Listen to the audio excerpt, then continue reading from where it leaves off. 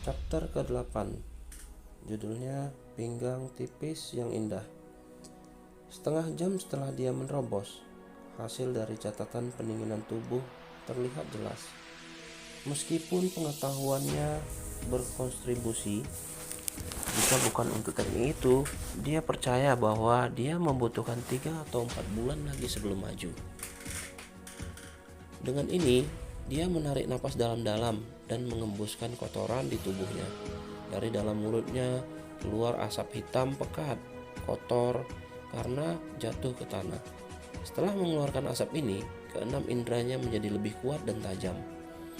Apakah ini ketidakmurnian tubuhnya? Yangkai bergetar di tempat.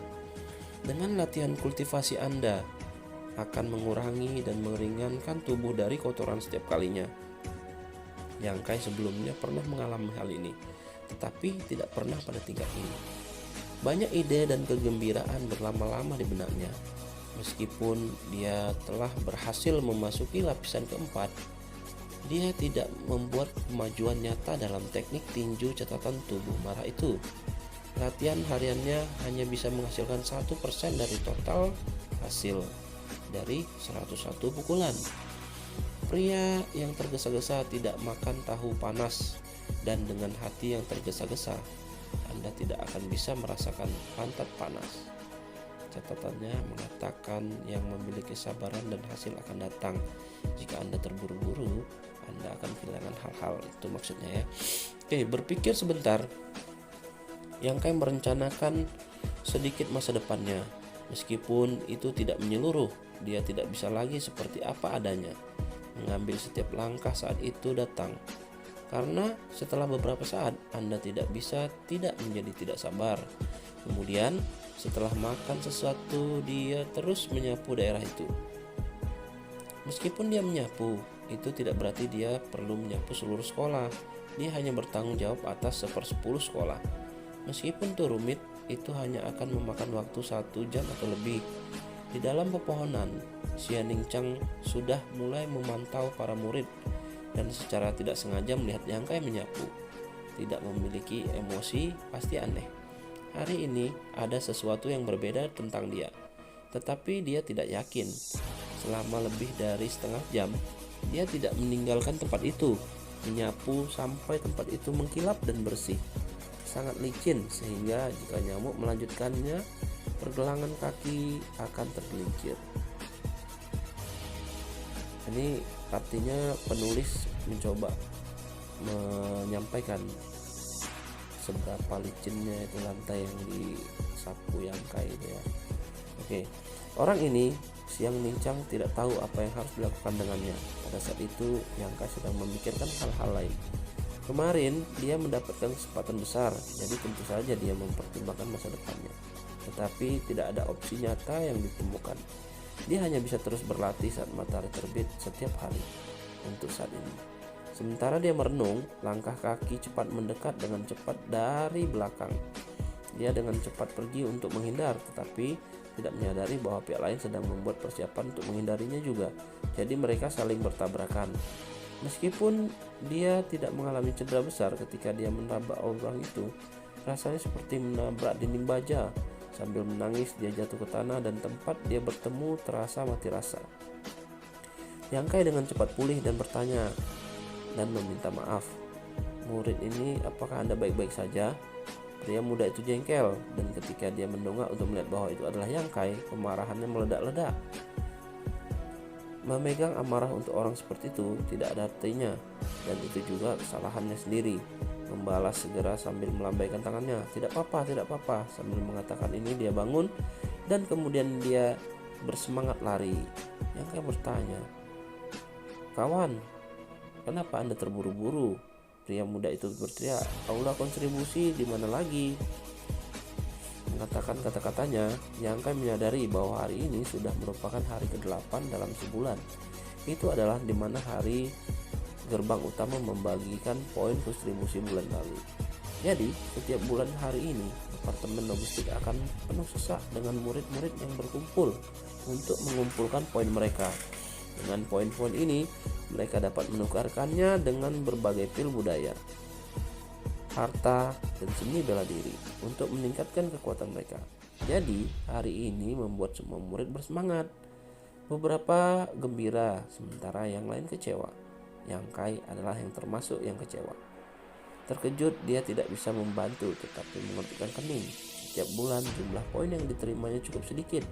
Menyapu bisa mendapatkan 10 poin, tetapi pada bulan lalu dia ditantang 6 kali dan setiap kali dia kalah dengan pengurangan setelah setiap kehilangan, ia hanya tersisa dengan 4 poin.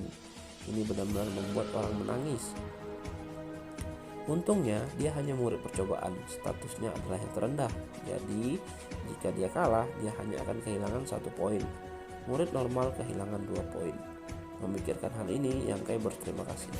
Tetapi bahkan nyamuk kecil pun memiliki daging, dan dengan tabungannya, suatu hari dia akan mendapat cukup uang untuk menukarkannya dengan sesuatu yang berharga. Ada cukup penundaan hari ini, pikirnya sambil terus menyapu. Ketika dia akhirnya menyelesaikan pekerjaan itu, saat itu sudah siang. Saatnya pergi ke aula untuk mengumpulkan poinnya. Setelah hiruk-pikuk pagi hari, aula itu sekarang sepi dan sunyi. Syukurlah dia tidak datang di pagi hari, atau menunggu itu akan terlalu merepotkan. Sambil berjalan ke aula, Anda bisa dengan jelas melihat seorang lelaki tua tertidur. Orang ini adalah bendahara sekolah. Usianya sekitar 50, dengan rambut putih tipis dan wajah baik. Melihatnya, dia tampak tidak berdaya bagi hewan dan manusia, tetapi Yang Kai tahu dia adalah rubah yang licik. Pernah ada seorang murid elit yang berani bertindak sombong di sini, dan kemudian didorong keluar dari aula beberapa ratus kaki. Hidupnya hampir diambil. Yang Kai hadir, jadi dia tahu dan juga bahwa orang tuanya memiliki kekuatan yang tak terduga. Melangkah ke pemandangan lelaki tua itu, Yang Kai bisa dengan jelas melihat lelaki tua itu mendengkur. Si tua ini tidak tahu murid sekolah wanita mana yang dia impikan lagi. Sambil memegang sapu, dia dengan lembut menyinggol lelaki tua itu sambil dengan lembut memanggil, "Bendahara Meng." Nama keluarga orang tua itu adalah Meng. Nama depannya Yang Kai tidak tahu, jadi tidak bisa memanggilnya begitu. Mengetuk kontar beberapa kali, lelaki tua itu akhirnya terbangun. Dia grogi, membuka mata dan melihat bahwa itu adalah Yang Kai. Kerutan wajahnya seolah-olah dia melihat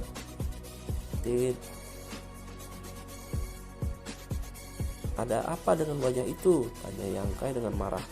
Memutar matanya, "Kenapa kamu tidak datang di pagi hari?" Dengan percaya diri dia menjawab, "Ada terlalu banyak orang di pagi hari, dan saat ini damai, sepi, dan lapang. Mengganggu istirahat orang tua ini. Apakah Anda tahu apa artinya menghormati orang tua?" Dengan tubuh yang keras berbisik, "Wanita muda mana yang kamu impikan?" Tiba-tiba penuh energi, Bendahara Meng menjawab Yang Kai dengan mata penuh penghinaan dan keras menyatakan, "Kata-katamu tadi mencoreng reputasi lelaki tua ini. Terlalu keterlaluan. Sosok yang tubuh yang bagus." "Betul." Bendahara Meng secara tidak sadar keceplosan. Kaki yang lentur, kulit putih dan pinggang kurus yang indah. Segera dia menganggukkan kepalanya lagi, langsung berpikir Yang Kai sebagai teman. Dia Yang Kai mencibir. Bendahara Meng tergagap dan semerah keledai monyet. Penuh rasa malu, dia hanya ingin menggali lubang dan merangkak ke dalam untuk bersembunyi.